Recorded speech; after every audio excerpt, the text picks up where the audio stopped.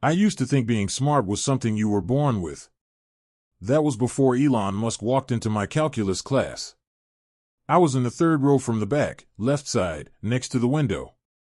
That morning was nothing special. The sky was dull, clouds hung low like tired thoughts, and I almost didn't make it to class. It was calculus, the kind of subject that made my stomach twist before every lecture. Dr. Williams, our professor, was known for his sharp mind and even sharper tongue. He didn't believe in sugarcoating anything, especially not the bitter truth of failure. As I was digging out my crumpled notebook, the door opened once more. A man stepped in. Simple shirt, no entourage, no fanfare. Just a presence. The room shifted. A ripple of whispers began to roll from seat to seat like electricity down a wire. Is that Elon Musk?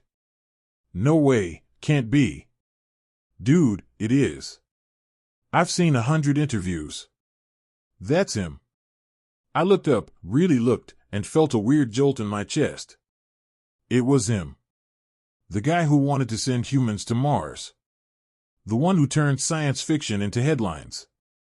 And now, he was sitting at the back of our classroom, blending in like any other student. What was he doing here? Dr. Williams didn't flinch. In fact, a small smirk crept across his face, the kind of smile that usually meant trouble for someone. Today, he began, we have a guest. A man of many titles, inventor, billionaire, CEO, Twitter philosopher, and apparently, today, a student. Some people chuckled nervously. I didn't. I had a bad feeling about this. Let's see, Dr. Williams said, picking up a piece of chalk. If this genius wants to sit in my class, maybe he'd like to try his hand at real problems. He turned and began writing on the board, a long, winding equation that looked like ancient Greek to most of us. Complex derivatives, nested functions, limits, it was the kind of problem you usually find in textbooks with the answers removed. The room fell silent. Elon stood slowly, calm, his hands in his pockets like he had all the time in the world. He walked toward the board. No hesitation. No sign of nerves. He took the chalk from Dr. Williams. And then, something magical happened. He didn't just solve the equation. He unfolded it. Like peeling layers off an onion, he took each piece, each operation, and laid it bare. I watched his hands move with clarity and confidence. There was no drama, no showmanship. Just pure understanding. The kind of understanding that made me feel like maybe, just maybe, I hadn't really been learning this subject at all. When he finished, there was no applause. Just silence. Then Dr. Williams cleared his throat. Well, that was a warm-up. Try this. He erased the board and replaced it with a problem even nastier than the first. I saw the look in the professor's eyes. He wasn't testing Elon anymore.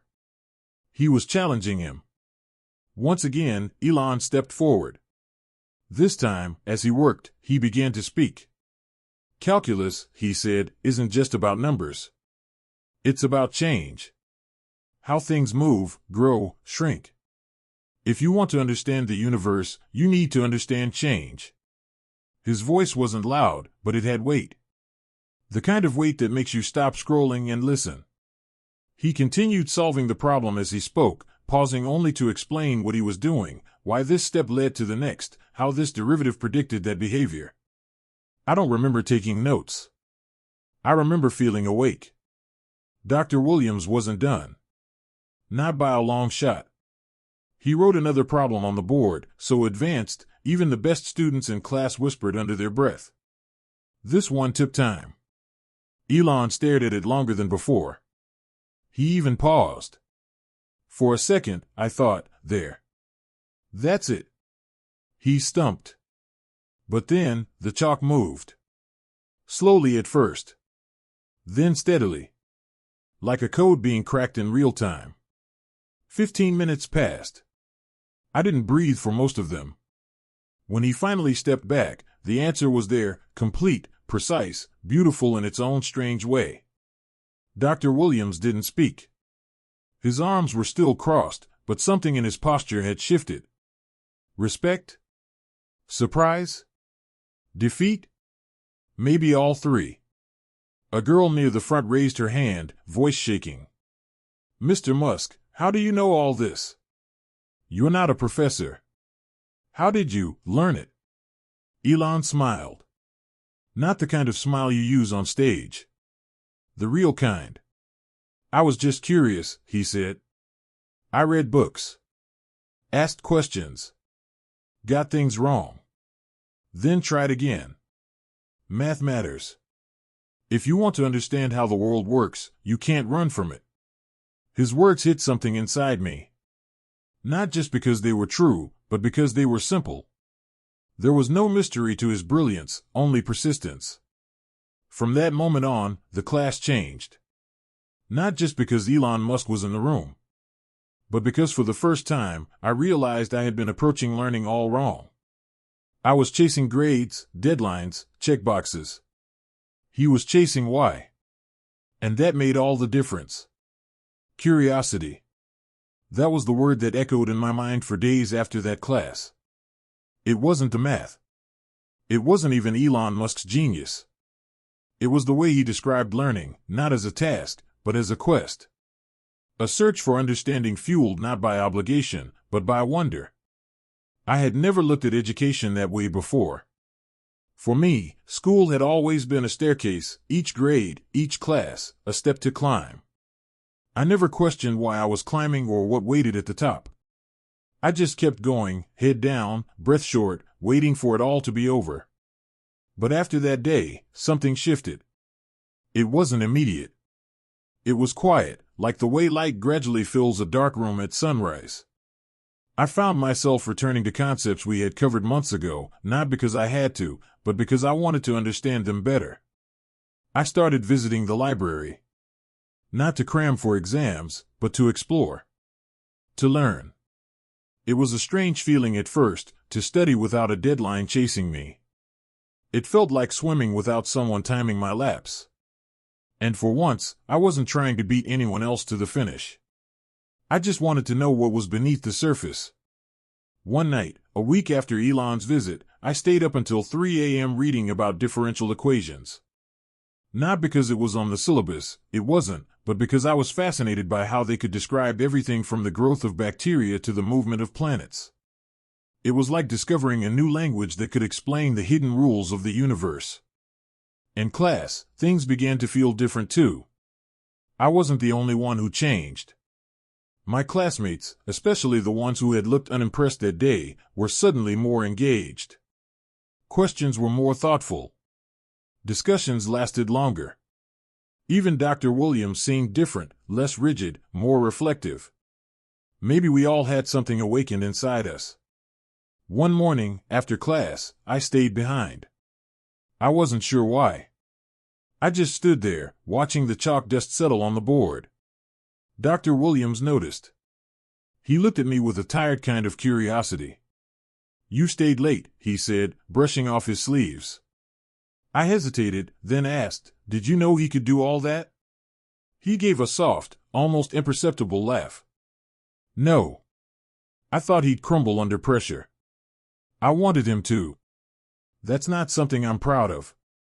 There was an honesty in his voice I hadn't heard before. "Why?" I asked. Dr. Williams sat on the edge of his desk and looked out the window. Because when someone disrupts your world, your instinct is to push back. I've spent years building this fortress of knowledge, thinking it made me untouchable.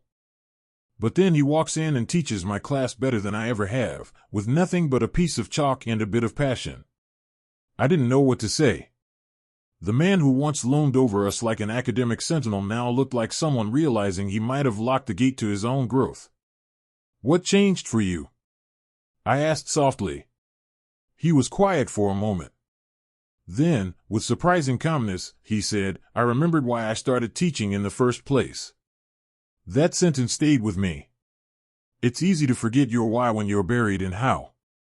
When grades, deadlines, promotions, or paychecks become louder than purpose. But Elon, in his own unconventional way, had reminded all of us that learning, real learning, is born from curiosity. From the courage to ask, what if? Over the next few weeks, I changed the way I approached everything. Not just calculus. I started asking deeper questions in philosophy. I stayed after coding classes to talk with my professor about neural networks and the future of AI. I even picked up books I once thought were beyond my league: physics, psychology, history. Not because I suddenly became smarter, but because I stopped being afraid of not knowing. One evening, sitting alone in the university cafe, I opened my notebook and wrote at the top of a fresh page, "Questions I've been afraid to ask." I didn't have answers to any of them. But for the first time, that didn't bother me. Because now I knew answers aren't the goal. Curiosity is the path. And I was finally walking it. To be continued in part 3, the first step is a question. A few days later, something unexpected happened. Dr. Williams asked if anyone wanted to volunteer to present a real-world application of calculus in front of the class. No one raised their hand, including me. But then, just as he was about to move on, I felt something stir inside me. That whisper of curiosity, the same one Elon had spoken of, rose to the surface. I raised my hand. Dr. Williams paused, clearly surprised. "Yes? I'd like to try," I said. The classroom turned toward me. Some looked puzzled. Others looked encouraging. Maybe they were just curious what I had to say. That night, I worked harder than I had in weeks. Not because I was afraid of failing, but because I genuinely wanted to understand the topic. I chose to present on how calculus helps predict the spread of disease, inspired by what I had read on modeling pandemics. When the day came, I stood in front of the room and spoke without reading from my notes. I talked about rates of infection, curves of exponential growth, and how calculus allowed us to see what might otherwise be invisible. For the first time, I wasn't performing. I was sharing. I could see eyes lighting up in the room, not because I was brilliant, but because the subject suddenly made sense. Dr. Williams nodded throughout the presentation. When I finished, he clapped once, but it was enough. That, he said, was teaching. It felt like something had come full circle. I had been inspired by Elon, challenged by my professor, and in the end, found a voice I didn't know I had. After class, a few students came up to ask me more about the topic. We talked for almost an hour in the hallway. It wasn't a lecture. It was a conversation.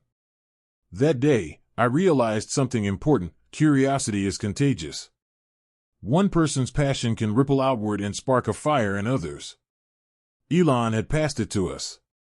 Now, maybe, I was passing it along too. It wasn't about becoming a genius. It was about becoming alive, to ideas, to questions, to the joy of understanding. And I had never felt more alive. It started with a list. A simple list. At the top of a blank page in my notebook, I had written, "Questions I've been afraid to ask." I didn't plan it. It just happened. The way thoughts do when you're quiet enough to hear them. The first question I wrote down was, what if I'm not meant to do what I'm studying? That question scared me. But it was honest. And strangely, it didn't feel like a sign of weakness. It felt like an invitation, a doorway to something deeper. So I wrote more. What do I really enjoy learning? When was the last time I felt excited about a subject? What kind of problems do I want to solve in the world? These weren't academic questions. They were personal. And answering them took more courage than solving any calculus equation. The next few weeks were like walking through a forest I had never noticed before. Every class, every conversation, every late-night article I read, it all became part of the search. Not for a career. Not even for clarity. But for connection. One afternoon, while reading in the library, I came across a quote by Carl Sagan: "Somewhere, something incredible is waiting to be known." That quote did something to me. It reminded me that I didn't need all the answers. I just needed to stay curious. To keep walking. To keep asking. Around that time, Dr. Williams introduced a new project: choose a topic outside the syllabus and explore how calculus could help understand it. We were free to pick anything. Finance, climate change, rocket science, music, anything. I chose something strange, emotional behavior and decision-making. People laughed when I said it. Even I wasn't sure what I was doing. But as I dug in, I discovered the fascinating world of behavioral economics, utility theory, and how even irrational human behavior could, in some cases, be modeled mathematically. The work wasn't easy. There were nights I doubted myself. But I kept going, not because I was certain, but because I was interested. And that made all the difference. By the end of the project, I had created a presentation that connected human emotion with mathematical predictability. It wasn't perfect. But it was mine, and for the first time, I felt like I wasn't just a student, I was a thinker. Dr. Williams gave me a B+. But the grade didn't matter. What mattered was the note he wrote at the bottom. You're beginning to ask the right questions. Keep going. That night, I stared at those words for a long time. Because for once, someone wasn't telling me what to do. They were encouraging me to explore. And I realized something beautiful. The first step to changing your life isn't an answer. It's a question. It's strange how, once you stop chasing approval, people start listening to you. After my project presentation, something shifted. Not just inside me, but around me.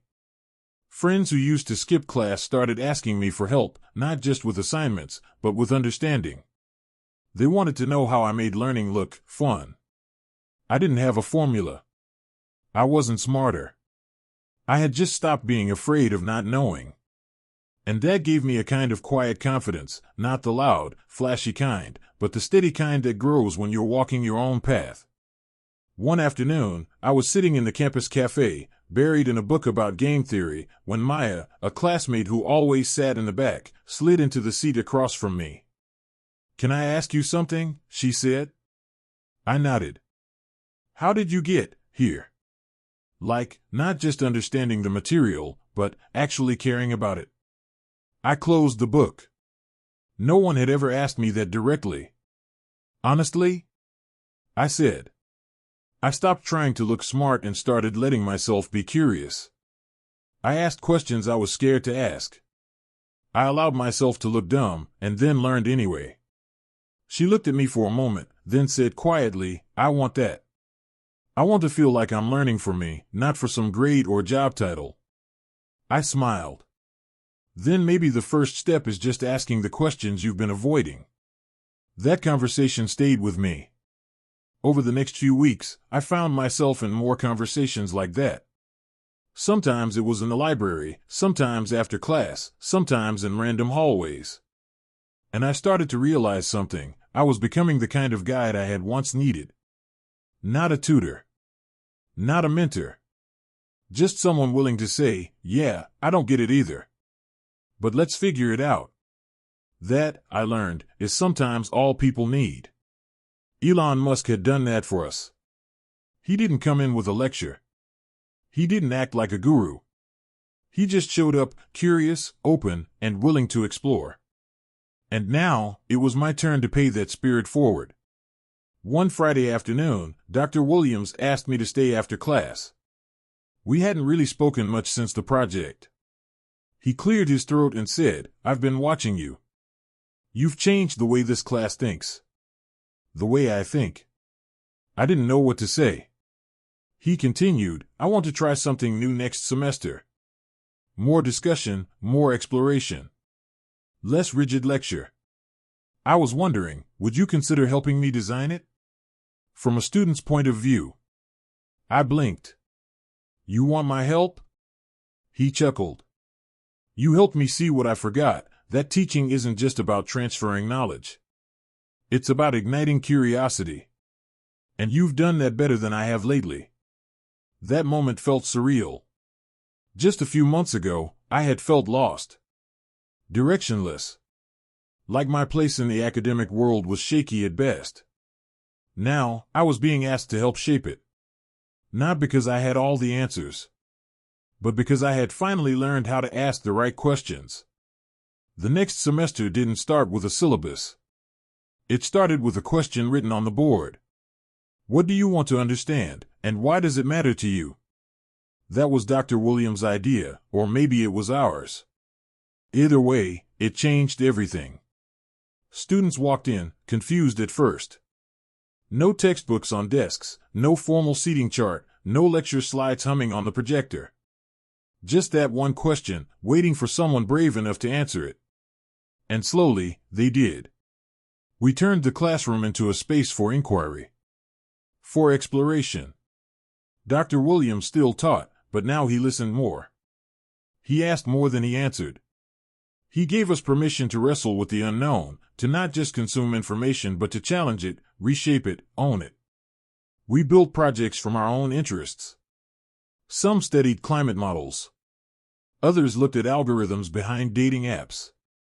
One student even used calculus to analyze patterns in jazz music. I helped facilitate discussions, offered feedback, encouraged my peers to dig deeper, to care more, to ask better questions. And I watched something happen. People who used to dread math class started coming early. Staying late. Forming study circles, not for grades, but because they were into it. Learning became contagious. We didn't always get things right. There were dead ends and messy days. But those were part of it, part of becoming not just students, but thinkers. One afternoon, Elon Musk came back. It wasn't announced. No media. No fanfare. Just him, walking in as quietly as he had the first time. But this time, something was different. We didn't see him as an icon. We saw him as a catalyst. Someone who had lit a spark that we'd chosen to keep alive. He sat at the back again. Smiled when he saw what was on the board, another student-led session about applying math to real-world problems. During a break, I walked over to him. "You changed this class," I said. He looked around at the students, deep in conversation, surrounded by open notebooks and scribbled formulas. "No," he replied. You did. I just reminded you what you already had inside you." That moment stayed with me long after he left. Because he was right. What I needed was never just a genius in the room. I needed permission to be curious. To get things wrong. To fall in love with learning for its own sake. And somewhere along the way, I stopped needing permission, I just did it.